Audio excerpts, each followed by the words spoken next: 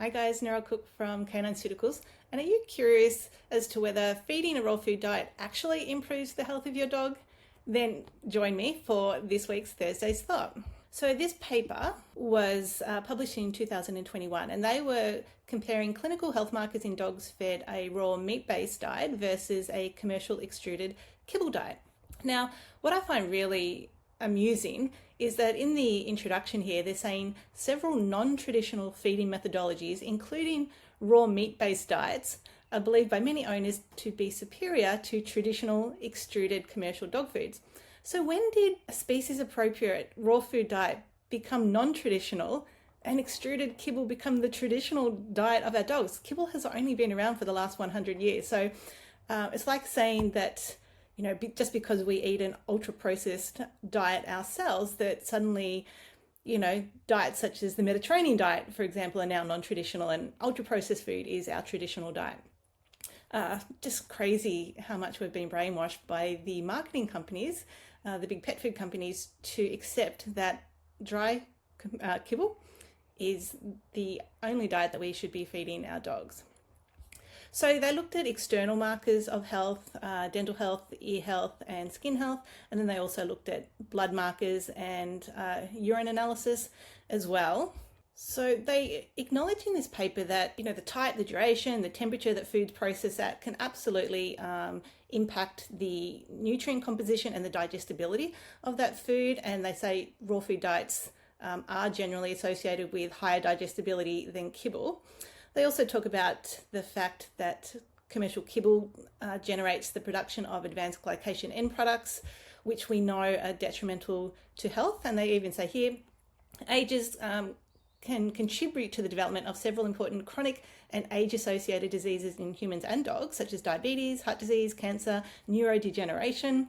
So that's not great. They also state that ages decreased availability of nutrients, the inclusion of ages in the food leads to low-grade chronic inflammation, which negatively impacts health. They talk about, diet strongly influences the composition of the microbiome.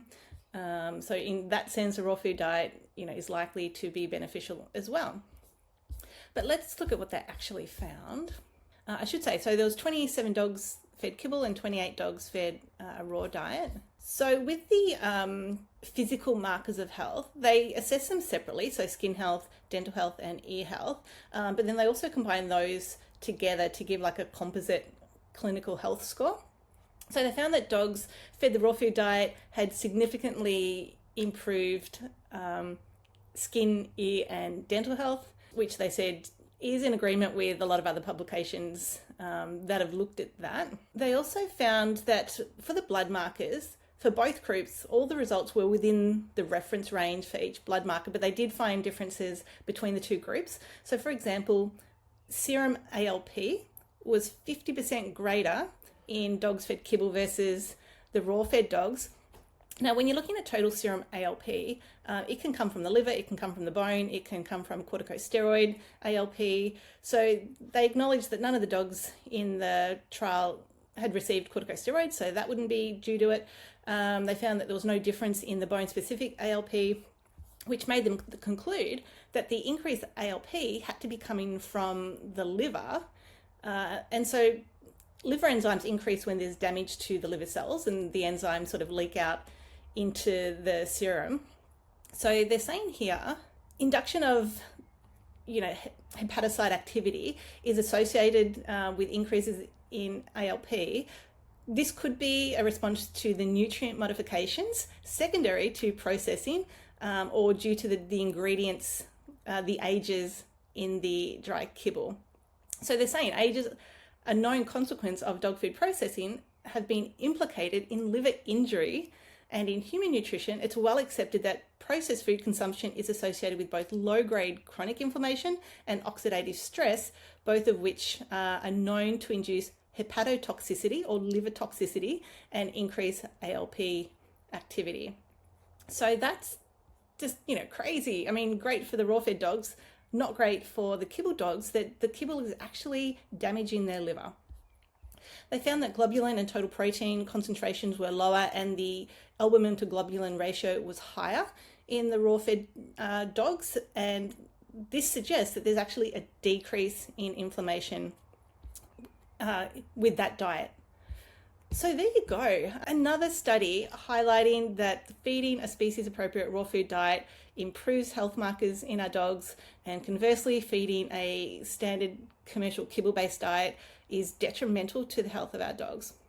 So, there's lots of really easy commercial options now if you want to feed a raw food diet. It doesn't have to be hard, it doesn't have to be complicated, it doesn't have to be expensive.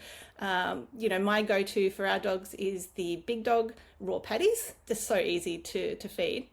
If you're not ready to sort of go completely raw, lots of simple options that you can just do on a daily basis. If you've got leftover vegetables that are safe for dogs, you can add that to their bowl. If you've got some frozen berries in the freezer, you can add that. You can add an egg once or twice a week. You can add some canned sardines a couple of times a week. Like I said, it doesn't have to be complicated, but all of those little additions of whole foods can really make a difference longer term to the health of your dog. And if you're still not sure, you can reach out to us at info@canineceuticals.com.au. We're always here to help. And if you do have a dog that's suffering from gut issues, or skin issues, we've also got some great resources on the website. So if you go to canineceuticals.com.au, look for the resources tab, look for the guides, and we've got our allergy guide, which is hugely popular, and we've got our digestive health guide there as well. So I hope you enjoyed this week's Thursday slot, and I'll see you next week.